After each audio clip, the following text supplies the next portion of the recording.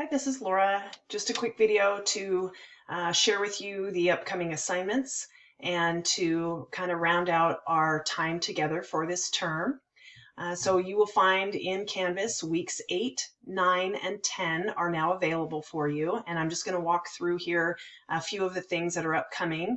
And so week 8, you've got November 21st, developing your own code of ethics. And this is taking the prior draft of information you had put together about your own code of ethics, and you will be sharing it with your peers and getting some additional feedback. And then, of course, we're going to have some of our continued presentations on our ethical theories. And for those that are presenting, make sure that you post your presentation 1 week in advance for your small groups. And then you may recall in this module, you had a pre-reflection at the beginning, and this would have been in week 6. This is a post-reflection that you will have that will allow you to think back on that initial reflection that you did and what maybe kind of struck you initially about the learning resources, and then what you in fact have learned after watching the presentations and so on. Please remember to go into these presentations and within 1 week after they are posted to make your comments. Weeks 9 and 10, we have some wrap-up items. We have a few more presentations. And then one thing I wanted to make you aware of is that there is this journaling activity that you would, it asks you to, for 1 week, to make sure that you are kind of assessing your own ethical principles and practices. And so you'll want to take a look at that in advance and make sure you are starting to journal before that reflection is due. And so you're going to be kind of just paying attention to your own and others' behavior, and then coming back here and making a post about what you observed over a week period. That's all you have in week 9. Week 10, you have kind of a couple of things. You have some learning resources, and you have essentially your final for the course, which is due on December 7th. And then you have a goodbye post that you can do, either a written or a video discussion post here. And developing your own code of ethics is essentially the final step. You've, like I said, you're doing in week 8, the step 2, which is getting feedback from your peers. And then you'll have time to take that feedback and then develop your own 1 to 2 page code of ethics.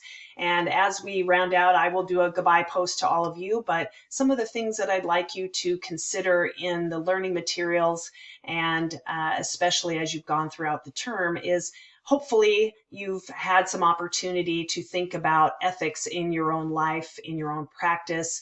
We've seen some of our posts as parents, as workers, as students, and the struggles that we in fact do have in each of the roles that we inhabit and fulfill. And so I welcome feedback in your goodbye post. I have enjoyed reading all the materials and having you question me and one another on some of these principles. And I do recognize that some of the theories have been challenging to absorb. And I was listening yesterday to a podcast.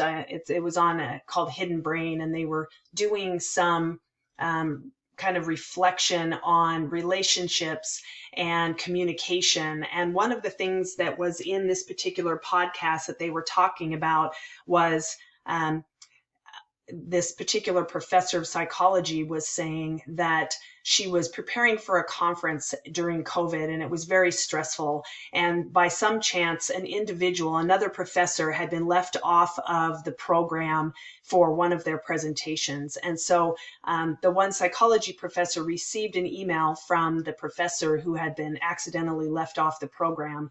And that professor who'd been left off the program accused the organizing professor of essentially racism and leaving the person off of the presentation because they were a minority woman of color. And this made the psychology professor, the one that was organizing the presentations and the conference, feel very, very upset.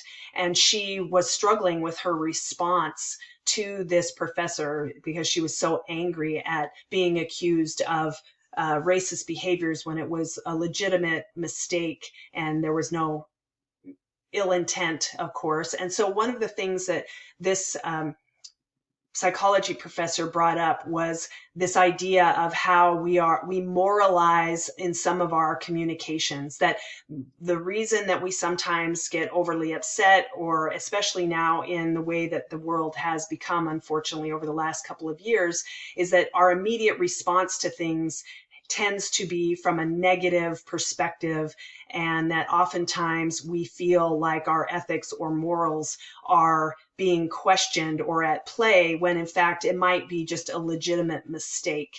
And so in the end, what happened was this professor did write a letter, an email back to the one that felt like they were being left out of the program because of their race, and found that the person was very nice and responsive. And so the professor that led the conference really just tried to reassure them that there was no ill intent and that it was a mistake, and the other person accepted it. But what caught my attention about this story was this idea of moralizing as I mentioned, in the discussions that we have, that we always assume the worst. And you might be experiencing that in your life, where someone accuses you of something and it comes completely out of the blue, and it kind of sets you off or makes you upset because it questions or puts you in a corner about your ethics or your morals. And so I would like you just to consider that, if any of that story resonates with you, how in fact that might be playing out in your life, whether you're the recipient occasionally of that